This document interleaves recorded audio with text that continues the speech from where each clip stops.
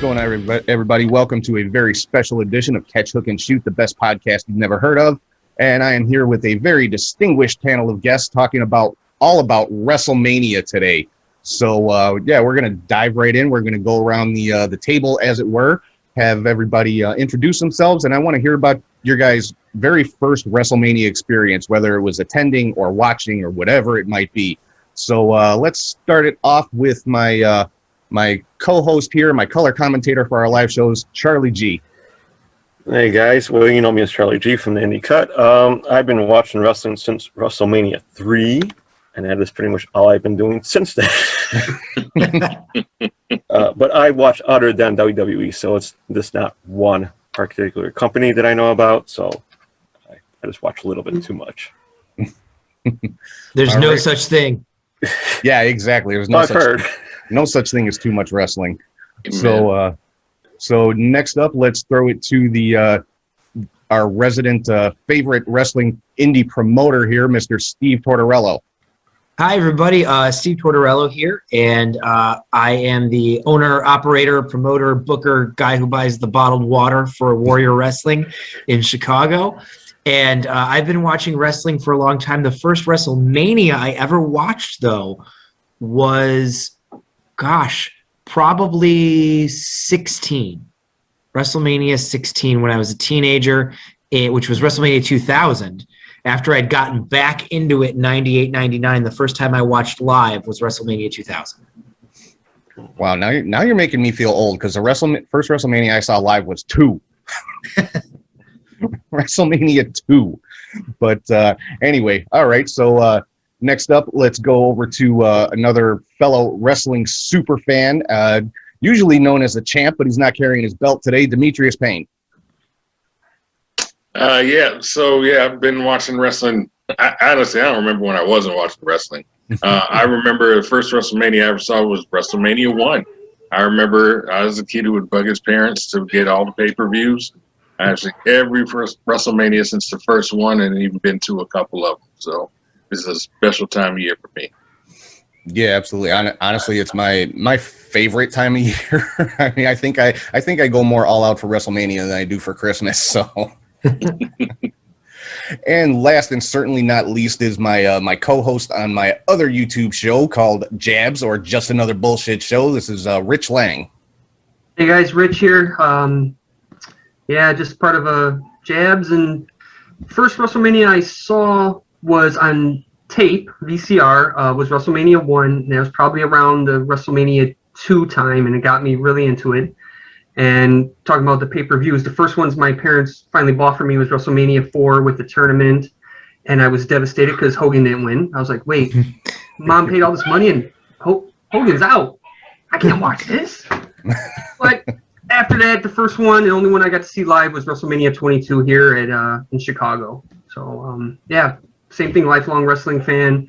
Not as hardcore as you gentlemen, so please forgive me. I love it. It's you can't beat it. So I'm just glad to be a part of this.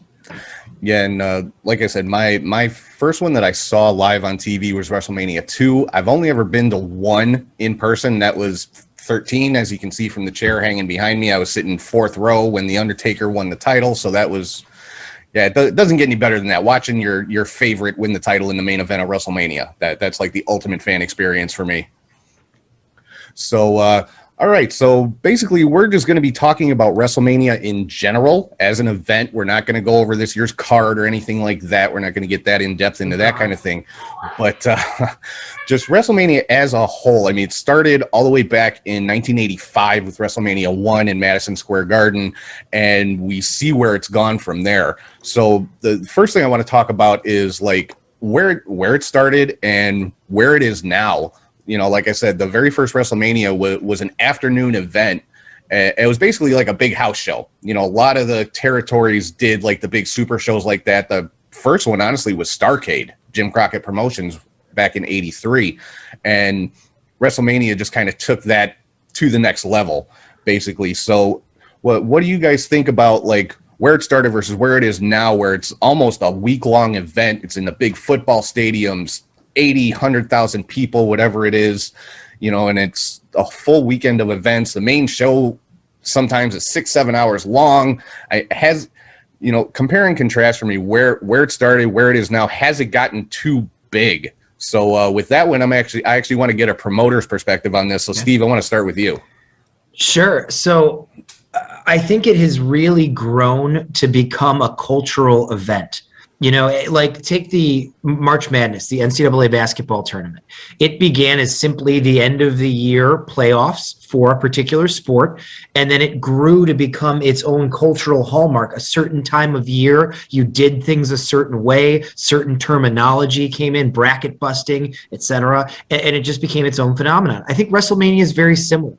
I think it went from, as you said, just another supercard to becoming a tradition, and that's when the name began to sell, the event began to sell. It's not the match you're going to see. You're going to get tickets to WrestleMania. They've done an incredible job of making the event itself feel like a big deal and feel like a tradition. But to your second question, I would say I think it has gotten almost too big as far as the length of the show, the style of the show. I think the intimacy and the flow. As a promoter, I always think about show flow.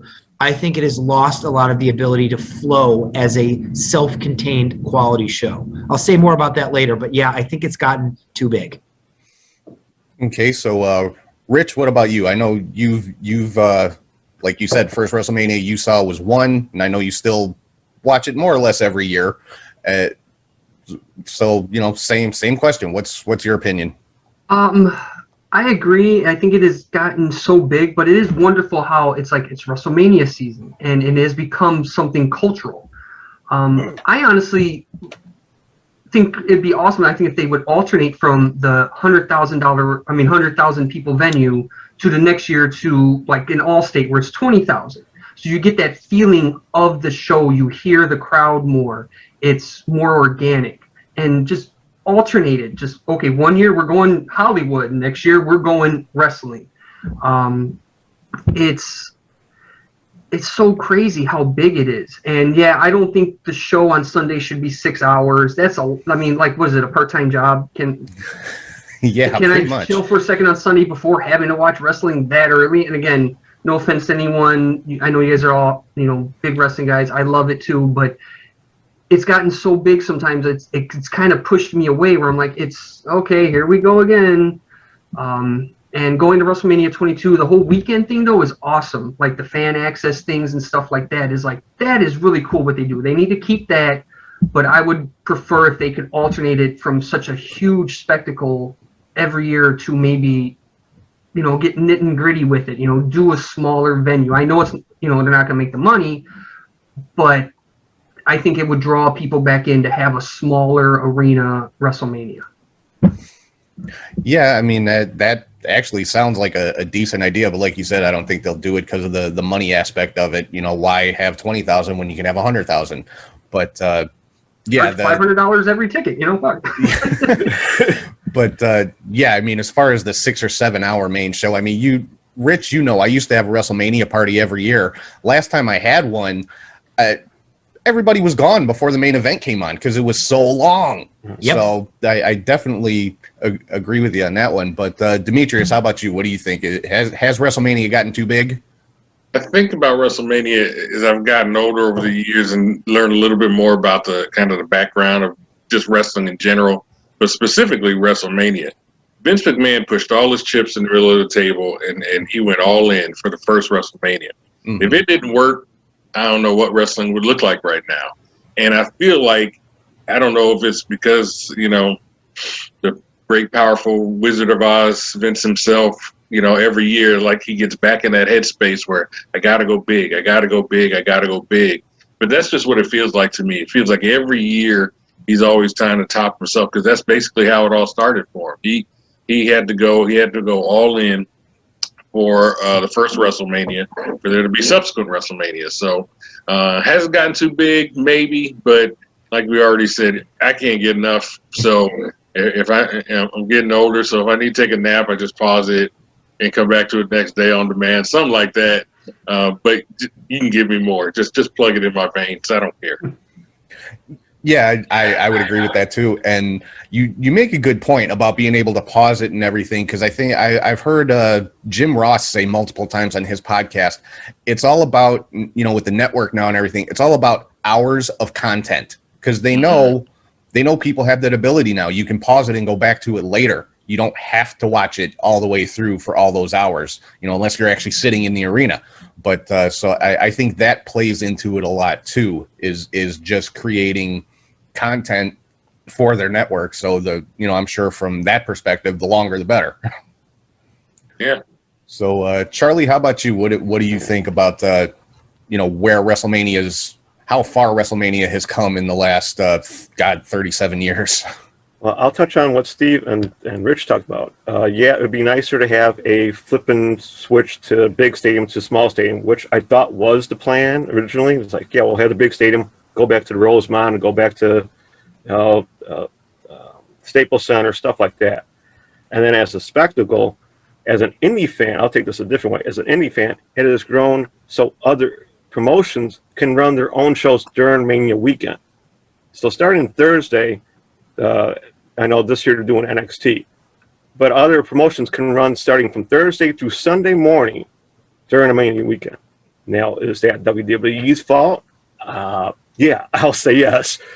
But other people get to profit off of WWE's wide range of fans. You can grab your WrestleMania fans and still go to an indie show that weekend. So you get two shows for the price of one big one, you can say. Is it too big? To me, yes. I've looked at all the WrestleManias. They used to have 12 or 13 matches and it would last 4 hours. Now they put on 8 matches, it lasts 7 hours. It's a little off balance for me, and it's a little bit too big for their own good.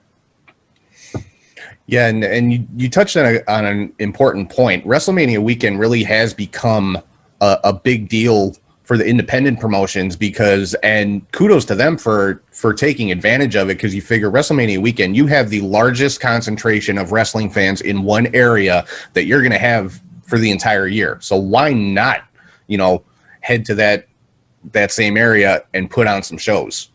So they go big and they get a good profit out of it. They can last for another 2 months without having to run a show usually.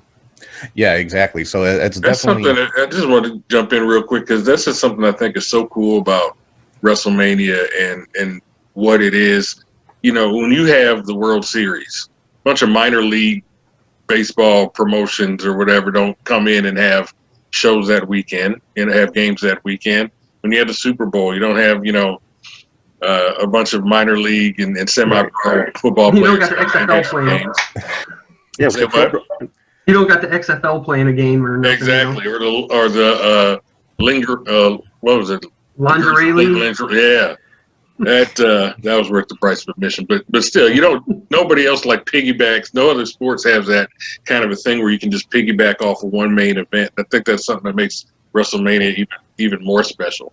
And to jump onto that too, I think both points. Number one, WrestleMania itself as a show has gotten so bloated. What a couple of my best friends did a few years ago, pre-COVID, is they went down to Florida for WrestleMania. They were there Wednesday, Thursday, Friday, Saturday. They flew home Sunday and watched WrestleMania at home. So they got to enjoy all of that festival atmosphere with all of the wrestling fans, all of the small shows, all of the meet and greets, and then they watched the actual WrestleMania from the comfort of their own house. I think that's the way to do it. That's brilliant. Yeah, that might actually be the best way to go. That actually sounds awesome. I'm kind of mad I didn't think of that. All right, so to get back to something that Steve actually touched on when he was talking a minute ago, the matches versus the spectacle. Like you said, it's more about, you're not buying a ticket to see a particular match. You're buying a ticket to WrestleMania, which it wasn't always like that. Like the first WrestleMania, it was all about the main event, Hogan and Mr. T against Piper and Orndorff. Even, WrestleMania 3, it was all about Hogan and Andre. Now, I mean, would you guys say that the matches have almost become secondary to the spectacle? And I want to start off with Demetrius on this one. 100%. WrestleMania is all about sizzle. If you get some steak, great, but it's all about the sizzle at WrestleMania. It's about the set. It's about the entrances. It's about the gear. I mean, great if you got some good storylines and you have some guys put on some great matches, but that's almost like secondary to all of the other things that surround WrestleMania, in my opinion. Plus, if you're there, if you happen to go for those been to one, like seeing people from all around the world, seeing the cosplay people, all the different events and everything else. In those moments, you're not thinking about wrist locks and arm bars. So if you get some good matches, that's awesome. But if you don't, you still usually go away having a good time. Yeah, Rich, what do you say about that one? Are the matches secondary now? Oh God, yes. It's. I mean, like Demetrius hit it on point there. Like, all the entrances take forever now. I mean, only certain superstars back in the day would get a long entrance. Now everyone's got this spectacle coming in, and I don't know, man. Like you said, if you get a good match, it's cool. It's like the wrestlers now seem to be like, I'm on a WrestleMania card. I'm gonna do a Raw show. It's like, no, you're at WrestleMania. Put on a WrestleMania show. You know what I'm saying? It seems lost the, like, I really can't think at the moment, you guys probably could, in the last 5 years, classic WrestleMania match. Sorry. That was going to be my point. I don't remember any matches really from the last couple of years. I mean, I know things that happen, but it's like, it's all like, well, I remember he came in with that weird-ass motorcycle or whatever. It's like, what happened to the sport of it? I mean, they call it sports entertainment, but it's become way more entertainment. I love it. I'm going to be watching it, but it's just like, where's a good armbar? Yeah, and you hit on a good point. They always talk about now WrestleMania moments, and that's what it's, to me, has become about. It's like you remember the moments of WrestleMania, but you don't have a lot of memorable, just classic wrestling matches anymore. Like, I remember, when Seth Rollins cashed in his briefcase in the middle of a match that was already going on, but I couldn't tell you anything that actually happened in the match, so.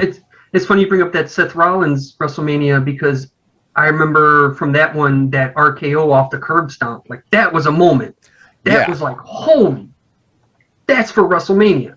And that was the first match. And that doesn't happen too much anymore. That pop.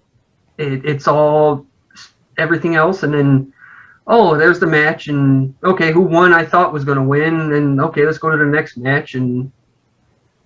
But still love it.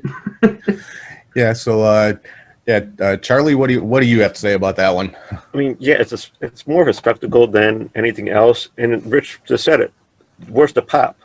If you're in a 100,000 seat arena, you are not getting that same feeling. I mean, I'm sitting there watching what you guys half the time. I'm like, this match is still going. Are the fans even there? Are the fans with it? I don't get the same vibe as, a small arena. You hear the echo. Sure, the Seth Rollins one, you heard it. I think it was because it was nighttime. I mean, it was Seth freaking Rollins. But it was just like, it's more respectful than anything. They get the big names that they can. Triple H versus Batista. Really? Who needed that last 2 years? I mean, this year's going to be probably Bad Bunny. They just get the names, it's just, it's all spectacle. I mean, I know it started with Mr. T, but that had to be there in order to make this what WrestleMania is. Now, I don't think you need it as much as they really do. Well, at least Mr. T looked like a badass compared to Bad Bunny. Well, okay, he looked badass in WrestleMania 1, not WrestleMania 2. Hey, man, don't disparage the 24/7 champion. What about you, Steve? I know you touched on this already, but as far as the matches becoming secondary, what are your thoughts on that one? Yeah, I think it's interesting. There's two experiences of WrestleMania. There's the experience of being there live in the football stadium, and there's the experience of watching on television. I've been to probably 5, maybe. I'd have to count them live. 22 here in Chicago, where it was small, and then 4 other ones at big football stadiums. When you're there live, the fireworks and the entrances and the things that we were just talking about are cool because you're seeing it live. Mm-hmm. When you're watching it at home, you go to the bathroom, you make, tamales, you take the garbage out, you talk to your neighbor, you come back and you're like, the match hasn't started yet, right? Because it's 15 minutes between each match. So I think the experience is very different. I think the live experience is a lot of fun. I think the watching experience is a bit draining as a viewer. And with fewer and fewer matches that matter, as we just said, that also makes it more draining as a viewer. As a TV viewer, I want to see incredible matches with incredible energy from the crowd. And what I'm getting is 60% backstage skits, commercials, entrances, and other things. Mm-hmm. So I think when it became the big thing that it is, it lost those intimate matches for the most part. There's still some here or there, but it lost those intimate matches. I think about Angle versus Michaels. I think about, obviously, Austin Hart. I think about WrestleMania 20, Benoit, Triple H, and Michaels. These like I remember all of the sequences in those matches so clearly. And like you guys just said, I just, in my mind, went, what's the last good match I remember? I remember Kofi winning. I remember Seth cashing in. Everything else is kind of a blur. So I think the matches have gotten lost. Yeah, I'd have to agree. I think we're unanimous on that one. So let's switch gears a little bit here, get into something a little bit more fun, a little bit more kind of not really fantasy, but as far as WrestleMania, I mean, everybody here's seen WrestleMania, has been to a WrestleMania in most cases. When you hear WrestleMania, who is the first person that pops into your head, like that one name that's just synonymous with WrestleMania? I'm going to start this one off with Rich. If it's only one person, I got to say Hogan. As a child growing up in the 80s, I'm born 79, so that stuff was hitting at a time like Hogan, Jordan, like these icons of things that were just like, oh my God, you got to watch basketball, you got to watch wrestling because of this. And for me, WrestleMania was always Hogan growing up.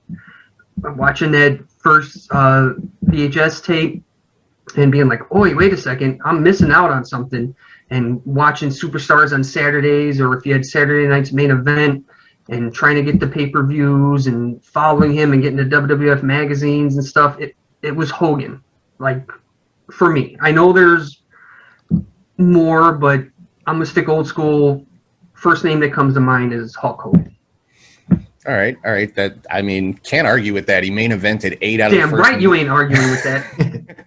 Main evented 8 of the first 9 WrestleManias. So I mean, yeah, for a lot of years, Hulk Hogan was WrestleMania. It was literally built around him. So, that's not something that can ever be taken away. What about you, Charlie? Who for you is Mr. WrestleMania?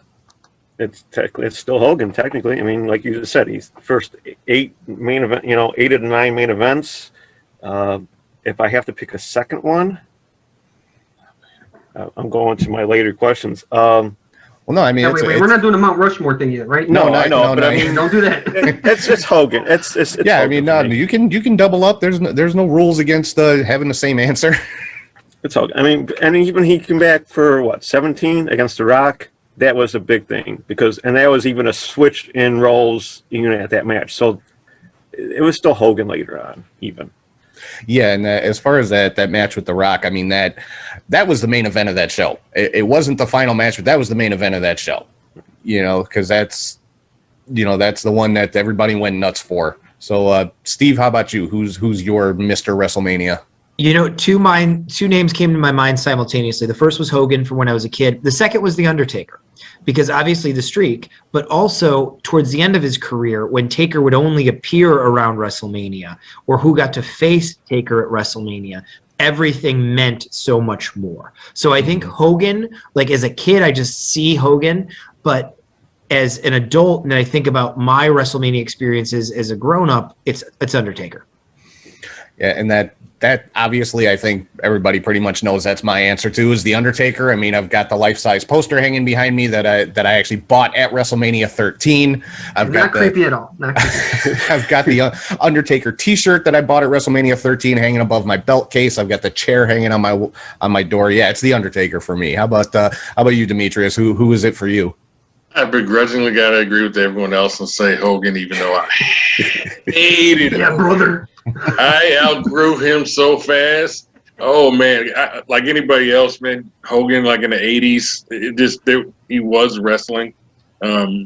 and he was the guy. He said he everything about WrestleMania was centered around him. You can't have a WrestleMania 3, 100,000 people in Pontiac Silverdome, Andre the Giant versus Virgil. It's not going to happen. No. You're not selling that You place took out. a way left Virgil. Virgil. Oh well. I'm just saying, there's a lot of guys who can wrestle, and let's also bring up Hogan's probably, of all the WrestleMania people that come to mind, no worse in-ring performer than Hogan. He was an awful wrestler. But Well, there might he be could one. get the Might be crowd. one that was worse than him. Warrior, David Arquette. Who are you talking about? Ultimate Warrior. Okay, good call. Good call. Fair point. Come on, we went over this on Stan's show. Man, but nobody could grab a crowd. No one can draw money and make people want to come out and see him like Hogan did. But after him, as far as like good matches and memorable matches over the course of his WrestleMania career, I got to go with Shawn Michaels. When Shawn Michaels was on a WrestleMania match, it didn't care. You could have put a mop in the middle of the ring with Shawn, and he would have made it work. I love the Shawn Michaels matches. Yeah, absolutely. I mean, Shawn Michaels, if we were to get into a ranking of greatest WrestleMania matches of all time, he's probably got like 4 out of the top 5. So Easily. yeah. So all right. So talking about that, as far as dream matches, this is just total fantasy booking here. You can pick any wrestler from any company at any point in time, any type of match to put on a WrestleMania card. I want to know who you guys are picking. I've got an entire card here in my notes, which I'm not going to go through the whole thing, but I'm interested to know, what is your WrestleMania dream match? And Charlie, let's start with you on this one. I want to keep it simple at first, and then I kept on thinking about it. And the simple one was HBK versus Ricky Steamboat, and then HBK pretty much versus anyone. Yeah. HBK versus AJ Styles, HBK versus Seth Rollins. My main match is War Games. 1988 Steel Cage. Top. It would be Randy Savage, Shawn Michaels, Triple H, Undertaker, and AJ Styles. I know I'm reaching there. Versus Ric Flair, Sting, Eddie Guerrero, Chris Jericho, and the Giant. Wow, I like that. I like that a lot, actually.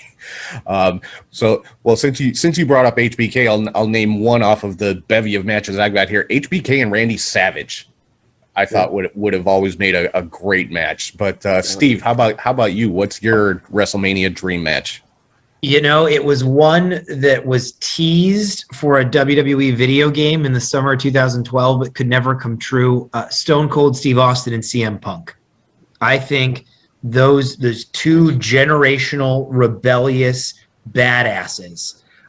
They did a sit-down interview with Jim Ross in summer of 2012 to hype a video game. Mm-hmm. And I watched that 10-minute segment and I thought, oh my God, I've just seen the best angle, the best promotion that I could ever possibly see. And of course, it never came of anything because Austin couldn't wrestle. But that, I believe, would be the cross-generational super dream match. Yeah, that I would have put out good money to see that one. I remember that too. Yeah, I do remember seeing that. And Steve, I got one on my list in particular that I know you're gonna like, because I know the style of wrestling that you like. Hayabusa versus Rey Fénix. Oh my God. Okay. Tell me that match would not just blow the roof off of any arena in the world. Yeah, I think Fénix may be the most purely talented professional wrestler I've ever seen, as far as speed, power, agility, innovation, psychology, explosiveness. Fénix is fearlessness. That's the fearlessness. thing that comes to mind with him. That man is to do anything. He's not afraid of Keep him away from the guard rails. That's God. Please stop with that spot. I'm tired of that spot. Really, I'm worried for his back. All right. So what about you, Demetrius? What's your WrestleMania dream match? I want, from like a spectacle, almost theatrical, but not really theatrical standpoint. Give me in their prime. Give me Bray Wyatt. It could either be Eater of Worlds or even The Fiend against, in his prime, the Great Muta. Ooh. I think the two of those two would probably, between the entrances and just how Muta would work a match, I think Bray operates like on a meta level. Like the psychology he operates with in and out of the ring is just on another level. I think the two of them, give them time, scary entrances, the whole thing. I'd be here for it. That's mine. I like that. I actually, of course, had Bray in one of my matches here too, but mine was Bray Wyatt again, in his prime. Probably the Fiend I would go with against, in his prime, Jake the Snake Roberts.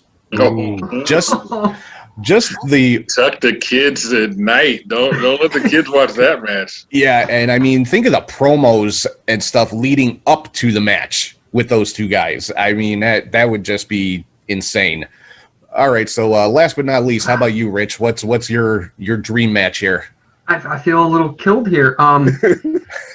I immediately, when this question was proposed, I thought like, okay, I'm thinking in-ring performers and they can get the crowd going. So I went with an Elimination Chamber match. Okay. And I actually decided to pick years for each wrestler, like when they were like their prime selves, like they were the hottest. So for my Elimination Chamber, I got Flair from '89. That was during his Steamboat and Funk feuds. Mm-hmm. I have Bret Hart from '94. He won the Royal Rumble co-winner with Lex Luger. He won a championship. He had an amazing match with Owen Hart at WrestleMania, which he lost, but still an amazing match. Yeah. I have HBK in '97. DX starting. The screw job. He won a European title, tag titles, world title. He was on fire in '97. '98 Stone Cold. Throw him in the Elimination Chamber with that group. And then I got The Rock of 2000 and Jericho of 2001. You take those six guys. There's high flying. There's technical. Every one of those wrestlers can get booed or cheered in that match at the same time. The back and forth. And I only went to Elimination Chamber just because I was like, I didn't want to make teams. Everyone's for themselves. Let's have them go at it. I don't know. I figured you would start with HBK and Brett since they did the Iron Man match, and then in the pods, whoever pops out. It would be, again, it's more, I don't want to say spectacle, but there's a lot of technical wrestlers in there. Rock, Stone Cold aren't the best, but they get to the crowd. Oh, yeah. Flair, Brett, HBK, Jericho can just work. And I just think it would be a very entertaining match, taking them in those prime years. And oh God, yeah, with those six guys in an Elimination Chamber, yeah, that'd sell out pretty much any arena in the world. Yeah, and one more I gotta name from mine, and this would just be a straight up street fight brawl, anything goes, no rules. Bruiser Brody versus Brody Lee. I would love to see that match. I'm sure it's going on somewhere right now, and that would, yeah. Again, that's not one for the kids because there will be blood. As long as they held it in Texas, it'd be perfect. Yeah, that'd make it even better. All right, so kind of building off of that, going from your dream match of the WrestleManias you've seen, attended, watched, whatever. What is your favorite match, or what do you consider the best match that you've seen on a WrestleMania? And Demetrius, I want to start with you on this one. So I was at WrestleMania 30. That's the one where Daniel brought the Yeselmania one, and those matches, the match he had with Triple H to start the show was fantastic. And then the pop when he won against Batista and Randy Orton in the main event, that was pretty amazing. But when the streak was broken and the stunned silence and disbelief of 75,000 people, you could almost feel the air getting sucked out of there. Like everybody's jaw on the ground. It was a really, really fun night. Okay, Charlie, how about you? What's your either favorite or best of WrestleMania? Well, favorite, I got to go WrestleMania 3, Savage Steamboat. A lot of old school people would say that's the best. If I want to go with the first one I saw live, it's going to be weird, but it's Randy Savage versus Ultimate Warrior when Savage had to retire. Oh, that was 7. WrestleMania 7. That was actually the first one I saw on pay-per-view live. So if you want to go with that his retirement match was it. Okay, I like that. My one that I have for the best is Savage and Steamboat WrestleMania 3. To me, that's still the best WrestleMania match of all time, and at least in the top 5 of greatest matches of all time. I mean, I still know half the moves in my head as they go, and yeah, I mean, there was bump and this and that. So something like 22 false finishes in that match, and Steamboat won with a small package, and it was just a classic wrestling match. And what I always say, about that match is WrestleMania 3, Hogan and Andre sold the show. Those 90,000 people were there for Hogan and Andre. So Hogan and Andre sold the show. Savage and Steamboat stole the show. Yeah, but were there any super kicks in that match? Not a one. Nobody slapped the leg. Nobody. no. Hey, WWE is fining guys for that now. WWE is fining guys for slapping their legs now. I just read that today. Oh, that's great. But sure, why not? So, Steve, how about you? Favorite or best or both from WrestleMania? I'm going to cite 2 a little bit later than the era we've been talking about. The first is Angle versus Michaels at 21. WrestleMania goes. I just thought it was one of the best worked matches between 2 guys who at the time were my absolute favorites. They were just at the top of their game. They had an incredible match. The other one is also a Michaels match, Michaels Taker from 25, the first time Michaels and Taker faced each other. I was there the next year at 26 for Michaels' retirement. Wow. But I think the match at 25 was just unbelievable. I remember standing on my couch watching that match. The moment where Taker does the tope and misses the cameraman and basically tombstones himself into the ground. Yeah, that was scary. I thought it was over. What I thought to myself was that wasn't supposed to happen, and they're going to call an audible and just let him get counted out because he's dead. And when he made it back to the ring, that is one of my favorite in-ring moments in all of WrestleMania. That match was so amazing. I had outer body experience watching that match. Yeah, that spot with the tope over the rope, it scared the hell out of me. I jumped out of my seat. I was like, oh my God, is he okay? Because everybody knows Taker's my favorite. So I was like having a heart attack. I mean, as for my favorite WrestleMania match, of course, it's an Undertaker match. Not the most technically sound match ever wrestled, but it's Taker and Sid at 13. I have to, that's always going to be my favorite because I was there. I was in the 4th row. I still can catch myself on camera watching it on the network. I still pop for that every time. And Taker won the title. Like I said earlier, it does not get any better than sitting ringside watching your absolute favorite guy win the world title. So that's always going to be my favorite match no matter what. But Rich, how about you? Favorite or best WrestleMania match? I'm going with, I don't know if it's my favorite or the best. It's something to me that encompass what WrestleMania is. And it's Rock Hogan. And what was that, WrestleMania 17.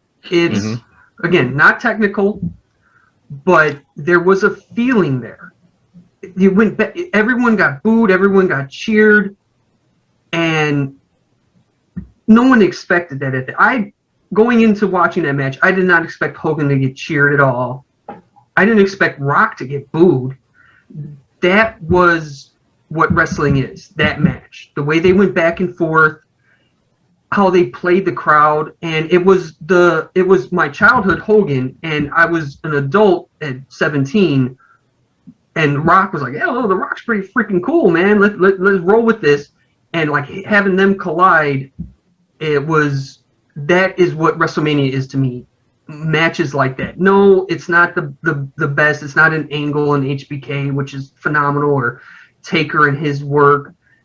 Watching these 2 icons, and not that all these other guys aren't icons, but there's something the way they move the crowd where they don't move the crowd with their move sets and everything. They get the emotion in a different way. And like I said, you're getting booed 1 second, you're getting cheered the next second. That's very hard. Usually someone's always getting cheered, usually someone's getting booed.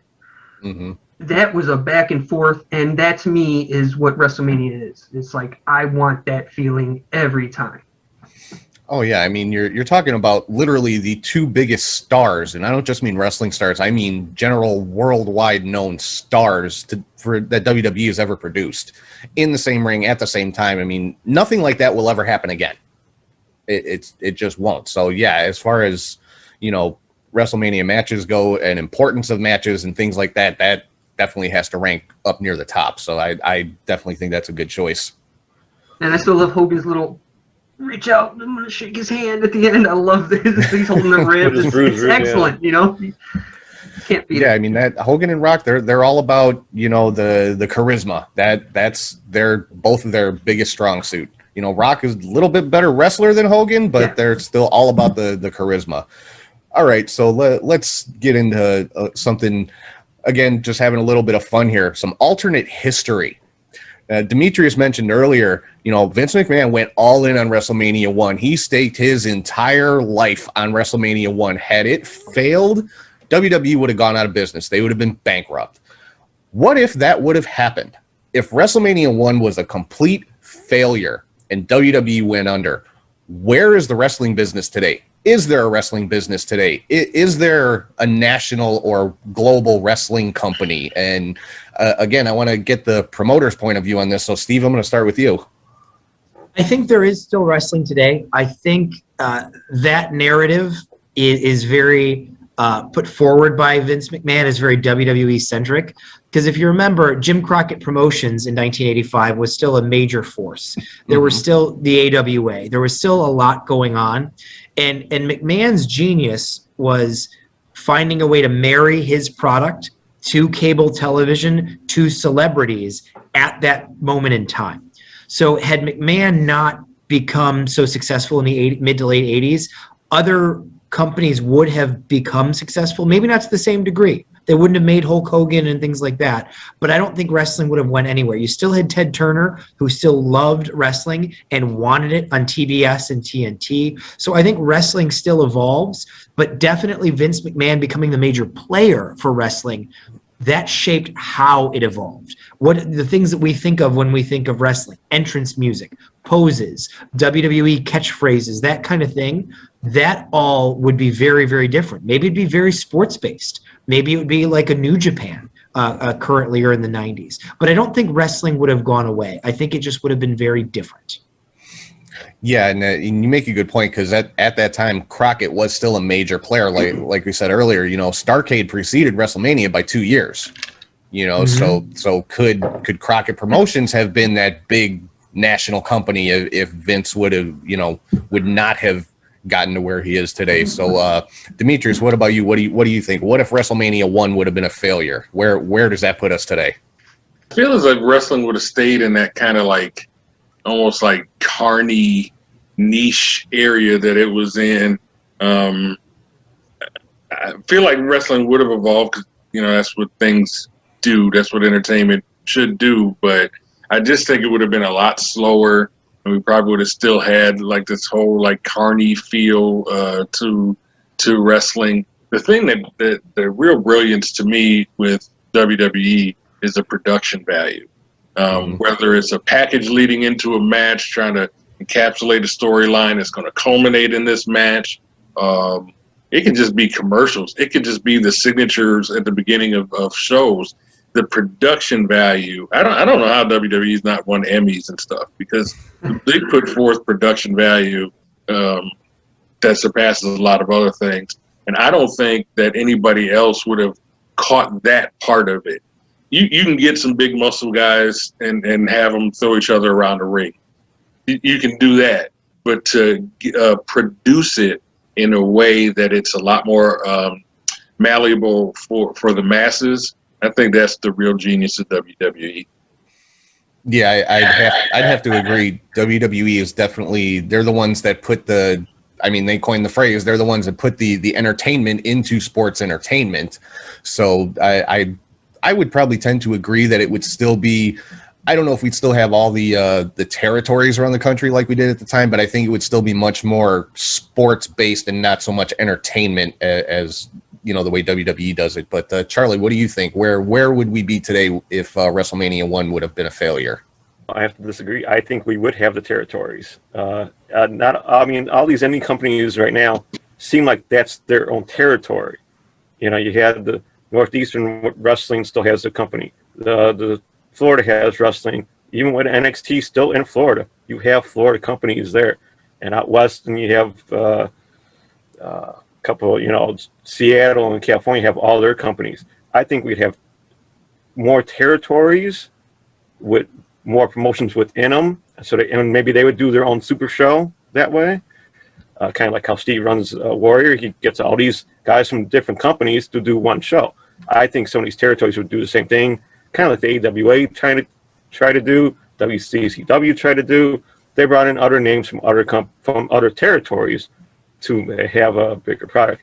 And I don't think the prices and promotions would be as high as they are today because of Vince and his mad genius of we can spend $50 for a 4-hour show and still get away with it. Mm-hmm.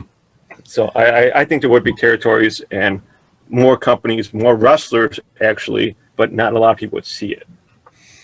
Yeah, so you don't think that there would have been that one big huge national promotion then? Well, I think WCW would maybe still be in business, but they're still on a lower, you know, it's just TNT. Well, obviously TNT is bigger now, but I don't know if it would have grown to where it is today, being, you know, with AEW being like, okay, this is the hot thing. Mm-hmm. I don't know if WCW would have actually hit that peak of like, okay, let's get some more talent. Let's raid, as Vince did, raid some other companies to get their talent. I don't know if they would have. I mean, Eric Bischoff, would he have moved from AWA to WCW because of WWE? I don't know. Right. Maybe AWA would still be in business by Eric Bischoff. Mm-hmm. You know, it gives and takes. I mean, you can maybe not call the territories like we don't even say it now. It'd just be more indies and you know, promotions out west, in the central, and out east, all vying for, you know, time. Okay, so Rich, how about you? What do you think? Where is pro wrestling today without WrestleMania 1? Well, if WrestleMania 1 failed, I think other companies at that time, territories, would have looked at that idea and been like, we can do something. Also, I believe Vince is such a businessman that he wouldn't let it fail.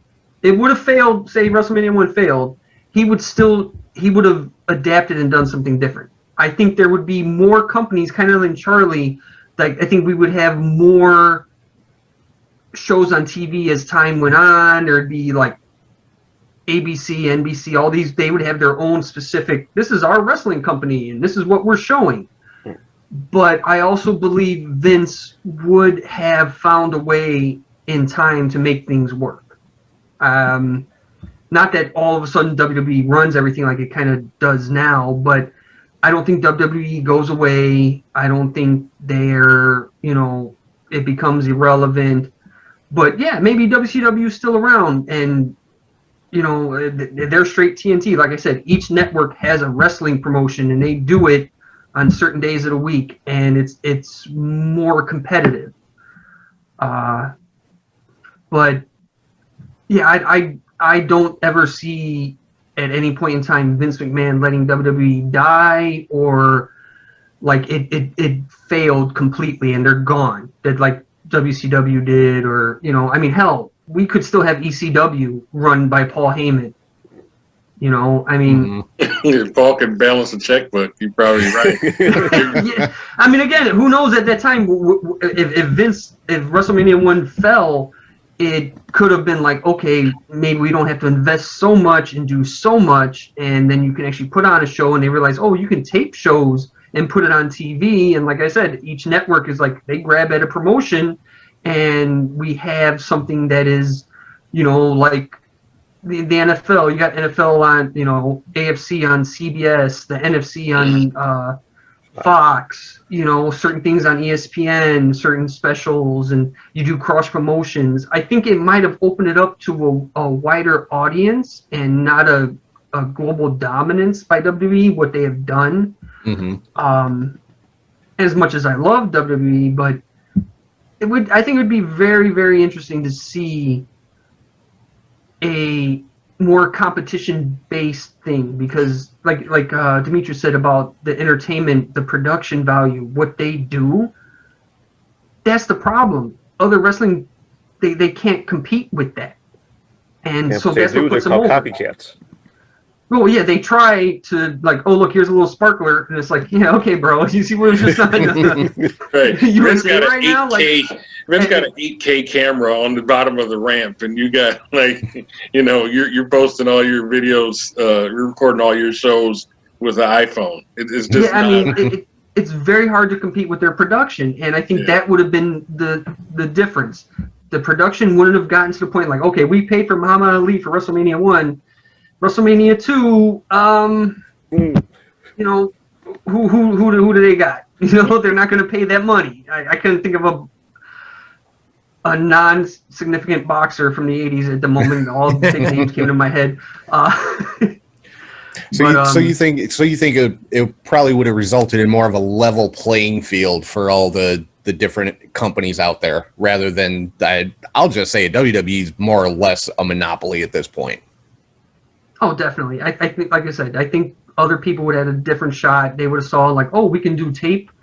It doesn't have to be in-house. Okay, cool. Let's send a tape to this company. So, yeah. Okay, cool. So I only got 2 more points I want to hit here. So this next one, again, just having a little bit of fun. We talked about who immediately pops to mind with WrestleMania. Now I want to know, you know, the big debate or argument or whatever it is in among wrestling fans the last few years has always been who's on your Mount Rushmore. So talking about WrestleMania, who's on your WrestleMania Mount Rushmore? Just 4 names that, like, you know, if somebody who's never heard of WrestleMania, these are the 4 guys that they need to take a look at. So Demetrius, I'll start with you. Who's on your WrestleMania Mount Rushmore?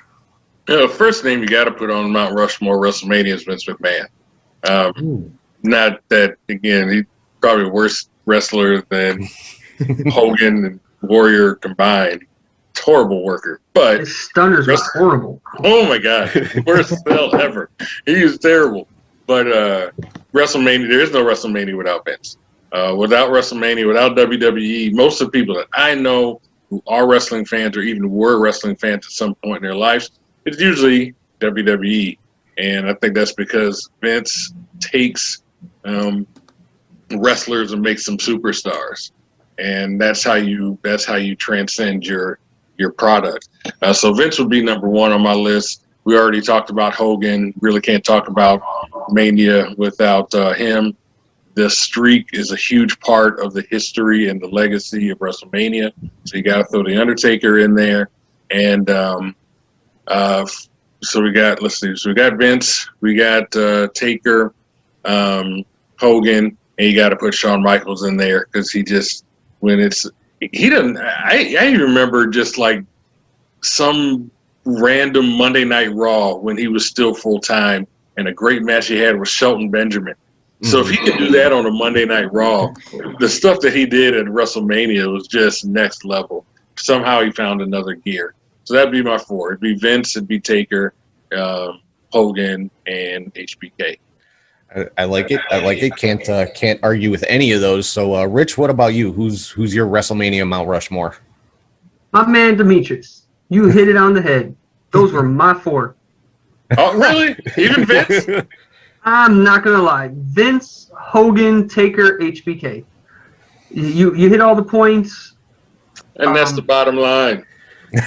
Bro, man, you can't. How can you go against? If it wasn't for Vince and his vision, we wouldn't be here right now. The fact that Hogan could sell, and even his in-ring work stuff, I know he did a lot of better stuff in Japan. Came to America, he had to dumb down things and, you know, simplify his moves. Like I said, Taker and his streak, that was just, who would have thought it? Over 20 matches undefeated. Unbelievable. And HBK, that dude is 6-13 at WrestleMania, but he is considered Mr. WrestleMania. Okay? Like, he doesn't win. He just puts on a motherfucking show.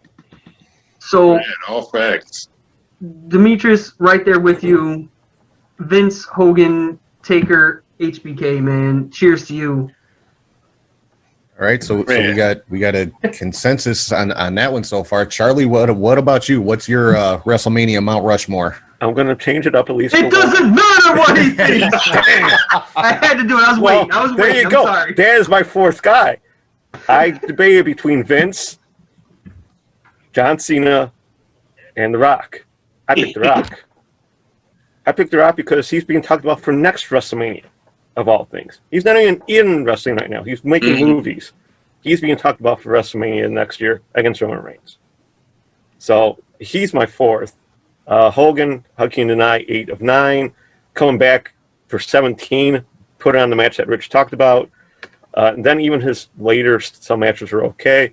Him botching at WrestleMania 30, calling it the Silver Dome and not the Superdome.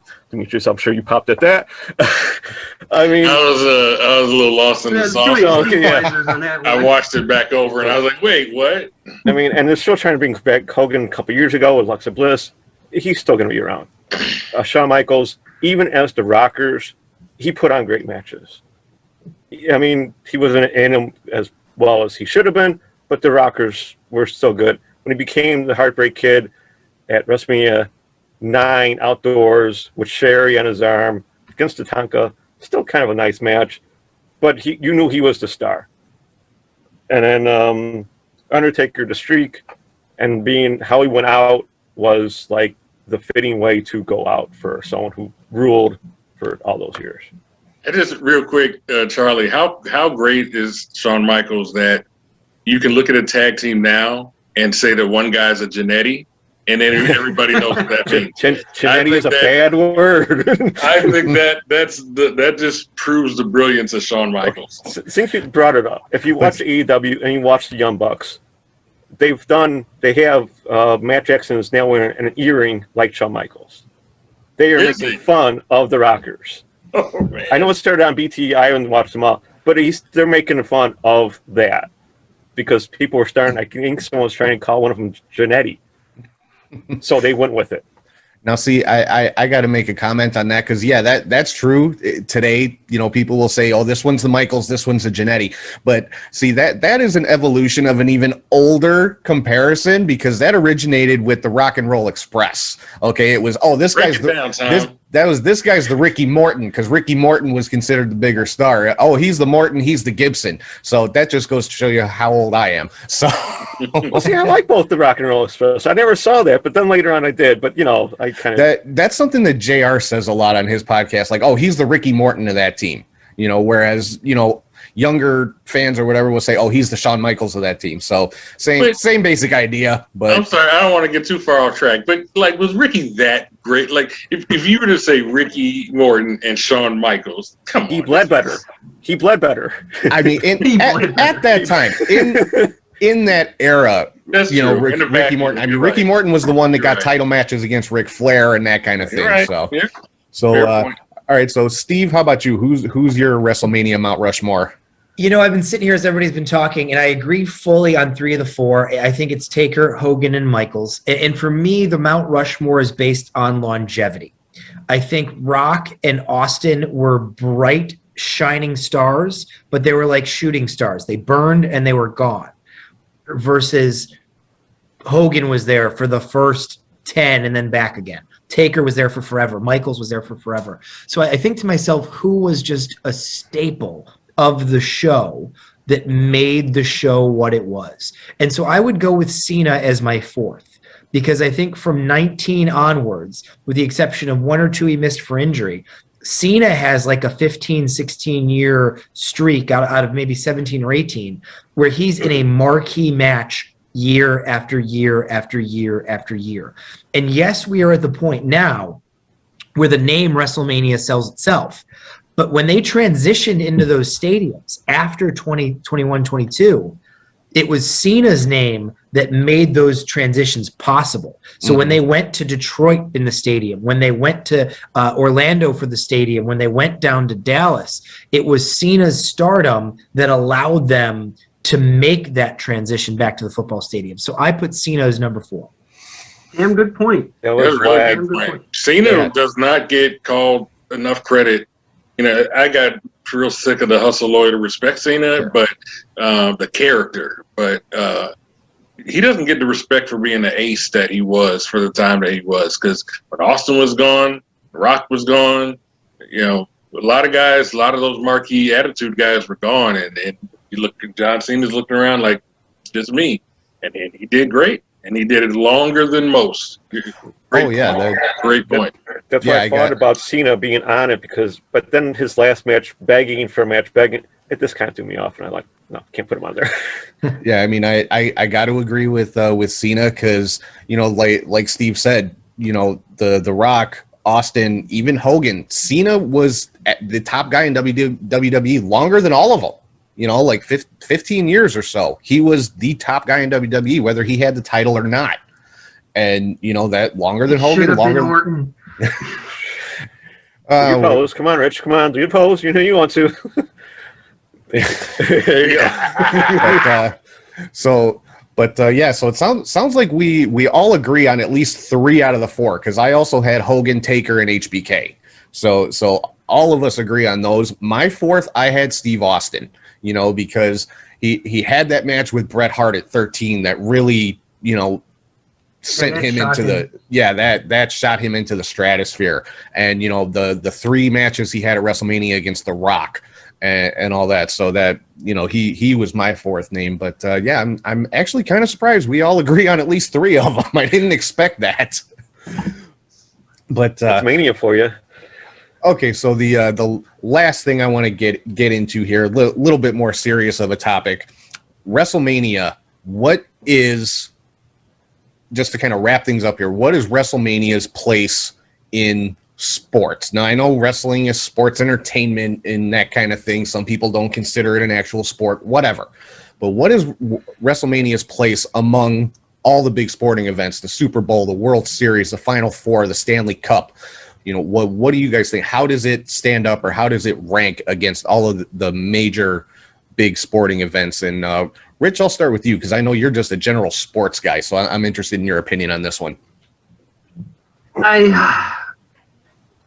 To me, I thought about this question and, like, what would I rather win? Or what would I rather be a part of? Would I rather win an NBA championship, a World Series, the Stanley Cup, Wimbledon, the Masters? And yeah, I'd rather win those than win at WrestleMania. And that's no slight on what these athletes do, these men and women. What they do is amazing. I don't think it, like, well, I mean, you know, back in the day, championships, there weren't that many, and now there's so many championships that are recognized worldwide, so it's a little different. It's just like boxing. Boxing's got, like, tons of fucking titles in weight classes and this and that, but it's more, they're athletes, I respect them, but it doesn't compare to me, like, to someone who wins a Super Bowl or anything like that. It's fun, they're athletes, but I don't know, to me it doesn't compare to these competitions. And again, I'm not taking away what they do, because you don't put them on the same level. You don't put WrestleMania on the same level as the Super Bowl as far as a sporting event. Am I right? Well, I mean, I'll be honest. I'd rather win the NBA Slam Dunk contest than to headline WrestleMania. But I'm talking about as a fan, dude. I'm not talking about which one you'd rather be in. I don't think you're planning to win either, Rich. No, I'm not at all. But I don't know. I saw Rich dunk back in the day. He was pretty good. He does dunk, yes. When his knees both worked. Yeah, but no, I mean, I don't put it very high at all. I mean, it's just not. I mean, I love it, but there's things that I hate to say it, like, I put more respect towards. I know these men and women throw themselves around and they get hurt and they're 300 days out of the year. I respect that, and they put on an amazing freaking show. I've seen so many live things, but to me, it's not true competition. Like what's happening, they go through things before the match, and from what I know, and then during the match, maybe, oh, we got to flip it up. We're doing this and that. So they're quick, amazing athletes. But I could put so many things above what they do, as in like a prize, I guess. I'm sorry if I sound like an asshole, but it's No, hey man, that's why I had you on here, to sound like an asshole. No, I had you on here because I wanted more of a general sports perspective, you know, because I know you're not that wrestling super fan anymore, but you are a general sports fan. You watch football, you watch baseball, you watch basketball, you watch pretty much any sport that's on TV. You'd watch flies racing across your kitchen table if you could. So that's why I wanted that perspective. So don't worry about it. If you don't rank it up there with those big time sporting events, that's your perspective, because I know you still respect the business of wrestling. So I think as an entertainment thing, it's really big for you nowadays to be like, look, I headline WrestleMania. You can parlay that into so many other things, more so than, look, I won a Stanley Cup. You can't parlay that in anything, but you're at WrestleMania. You can do commercials. You can get B movie roles. You can do so many other things. Yeah. So I completely respect it. No disrespect to any wrestlers, please, no. Steve, put in a call to Sam Adonis about Rich. I'm on it. Oh, can we see that match? Can we see that match? So, Charlie, what about you? I know, in addition to wrestling, you're also a big sports fan, hockey, football. Where does WrestleMania rank for you among all these other big sporting events? Yeah, as you say that, I missed last year's pre-show because I was at hockey game. So, I mean, hockey's, you know, the Game 7 sports are under WrestleMania because you can go 4 games or you can go 7. You know, it takes a little bit longer. You don't know who's going to win. WrestleMania, you know when the victory is going to happen. So I put it on the level of the Super Bowl now, as the Super Bowl is a spectacle, and if you get the right 2 teams, there's a great game. Same as WrestleMania. If you have the right 2 competitors or a tag team, it can make a great WrestleMania. As for the spectacle, it's the Super Bowl. For the other sports, winning there is a lot longer. It's more storytelling. I'd rather hit a Game 7 shot, you know, in the NBA Finals than maybe a mid-card spot at WrestleMania. So, I mean, or beat a winning goalie to be, you know, you don't know. Then you can carry that on till the next season. You have a time break. WrestleMania, there is no more break anymore. I think that's where WrestleMania kind of loses its luster. You go to a next pay-per-view in 2 or 3 weeks. There's no 4-month layoff until SummerSlam. So I think the WrestleMania has kind of downgraded its. It's been downgraded of its ability to hold fans. Yes, I'm going to enjoy WrestleMania this year, hopefully.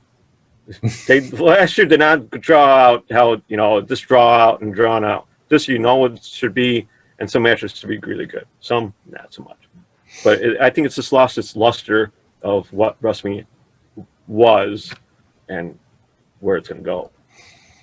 All right. And Demetrius, how about you? Where does WrestleMania rank for you among all the major sporting events? As a like full on to my core mark for wrestling, I'm just going to say WrestleMania supersedes it all. And one, just because wrestling, professional wrestling, particularly WWE and WrestleMania, there's no pretense. We are here to entertain you. When you have a playoff series, it can go 7 games, it can go 4. You know, there's a lot of different ways that it can go. But WrestleMania is like, boom, it starts at this time, it's over at this time, and all in between, all we're trying to do is to entertain. And that's it. Like, you know, other sports storylines, you know, I have teams that I like. They might suck one year, they might be great one year, get to, you know, Final Four and losing the final game. You know, a lot of different things can happen. But with WrestleMania, I know they're at least going to try to entertain me every single time, and that's money well spent for me. And then I also admire the fact that I would love to see some kind of a dollar for dollar comparison when WrestleMania comes to a town and all the indie shows come and all the international flights come in and all the hotels are booked, all the restaurants are popping, the bars are full, everything else. What those dollars look like as opposed to when the Final Four is in your town or when the Super Bowl is in your town or when all this. I really like that part about WrestleMania, the event, the brand, how it can come to a town and inject the economy with so much. So, and for that reason, I think WrestleMania really stands alone. It's like a stimulus package for whatever town that it goes to every year.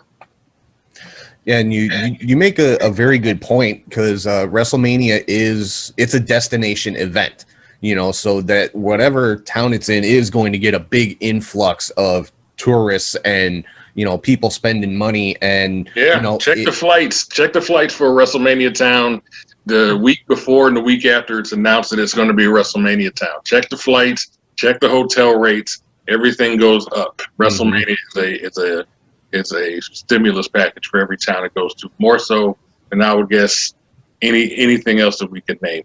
Yeah, I think the only major sporting event you could really compare it to is the Super Bowl, you know, in that respect, because everything else, it is some type of series, and it's bouncing back and forth between two towns typically, you know, so you don't have that one location where everybody's trying to get to. Steve, what about you? You know, where does WrestleMania rank for you among all the major sporting championship events? You know, for me, it depends on who's a part of it. So Demetrius referenced the Daniel Bryan WrestleMania. That one meant a lot to me as a fan because I bought so much into his narrative. I had seen him wrestle in Chicago Ridge for Ring of Honor in front of 112 people, you know, and so for me, certain WrestleManias are unbeatable. But similarly, you know, when the Blackhawks are in the Stanley Cup, when Notre Dame is in the college football playoff, when the Cubs are in the World Series. So for me, I am so attached to the individual narratives. I don't care about the Super Bowl unless the Bears are playing in it. I really don't, you know, and I don't care about the NBA Finals unless the Bulls are playing in it. So for me, I don't have an attachment to that specific platform. I have an attachment to the story and the people that I care about. So some years, WrestleMania is the most important thing in the world to me. Other years, I could do without it. It really depends on the stories.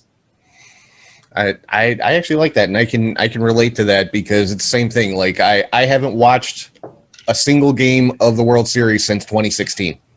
So, yeah, you know, after 2016, it was like roll credits on baseball. The end. Yeah. Why would you play another baseball game ever? Yeah, that's pretty much. I not even just the World Series. I have not watched a baseball game since 2016. Oh, so, like, how can you? So we talk about like WrestleMania storylines and feuds and peaking for WrestleMania series or season. How do you top a World Series at which the 108-year drought is broken in extra innings after a rainstorm? It's over. That's the end. And we came back from 3-1. Yeah. And that in last game 7. And in that game last 7. And that last play was a hair's breadth from being an error because the guy throwing the ball slipped. Yeah. Yeah. I'm glad I didn't wear my Man, socks. I should upload the video of me and my wife watching that because we were recording it at the time. Oh my God. You see the final out and you just hear us bawling. I'm not going to lie. I'm recording the TV and all you hear is crying. I ain't going to lie. And in case people watching haven't figured it out, yes, we're all in Chicago. So South Side, Charlie, South Side. Yep, South. Well, I'm Northwest Side, but I'm a Sox fan.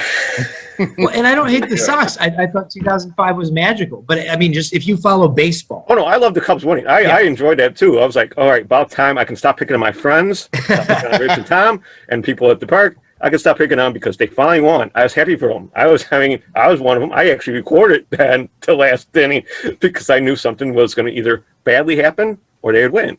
And it almost happened when it badly happened. And I would have had it on, DVR. All right, so I think we're about ready to wrap stuff up here. But before we do, I want to just let everybody know you can pick up this real nice Catchmania shirt at catchhookshoot.com/shop. Also, this hat and a bunch of other brand new merchandise that I designed it all myself. And I'm very proud of it. So at least go take a look at it. Catchhookshoot.com/shop and just check out the whole website because I put that all together myself too. And I think it's pretty damn nice. So, but I want to thank all of you guys for joining me for the show. So let's go around the table one more time. Just kind of sum things up. What does WrestleMania mean to you as a whole when WrestleMania season comes around? So let's just go one last time around the horn. Rich, thank you for coming on and being a part of this, even though I know you're not the biggest wrestling fan anymore. I appreciate you being on the show and giving your point of view. So what does WrestleMania as a whole mean to you? Real quick, thank you all, gentlemen. This has been great.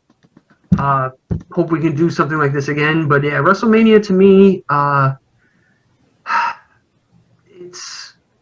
it's joy. It's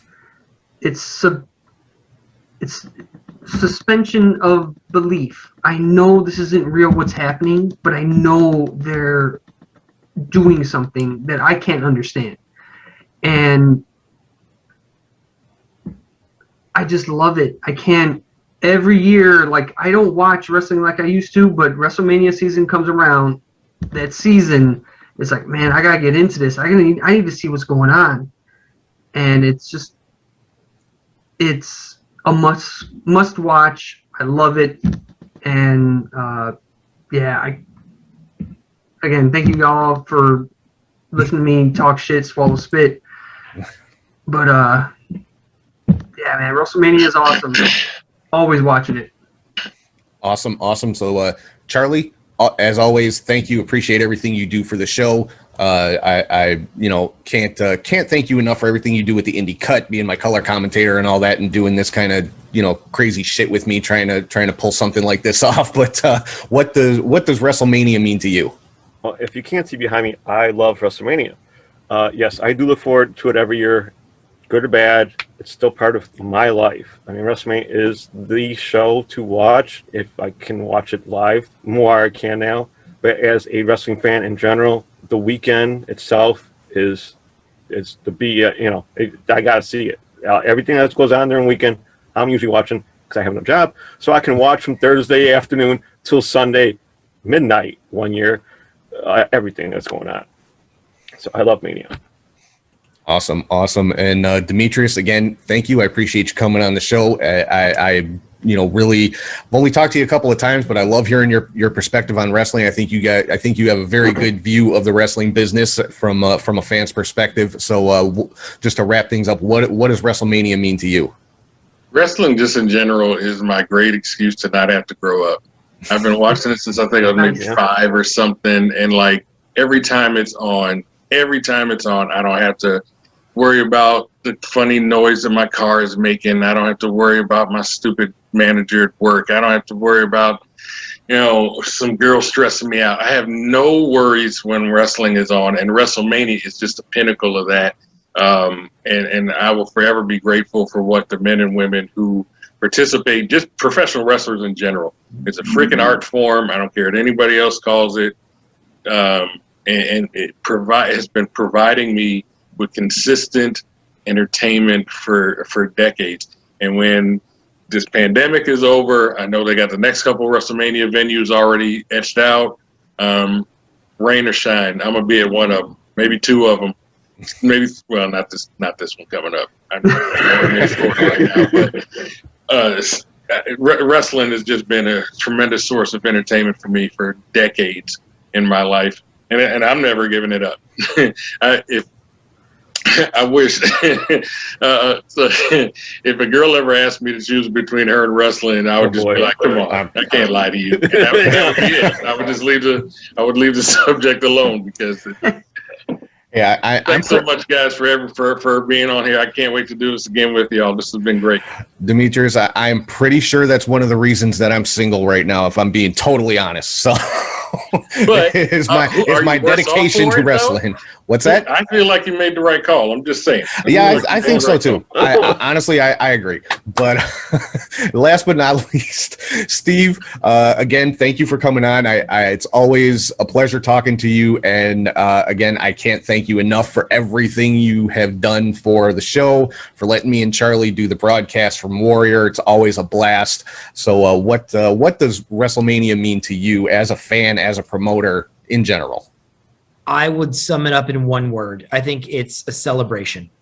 It is a celebration of the community. It's a celebration of the performers. It's a celebration of fireworks and pyro and music. And it is just a celebration. And that is what draws me to it. That's what draws me to wrestling live events, right? You go somewhere to be part of something with somebody cheering and screaming. And it's what is been missing during this pandemic so much, right? It's that celebration. And that is why WrestleMania has been so special throughout the years, because it is the culminating celebration of that one particular company's entire journey. So that's my word, celebration. And I want to echo everybody else. This was a ton of fun. I appreciate all of you guys. Thank you for having me. And I look forward to celebrating again.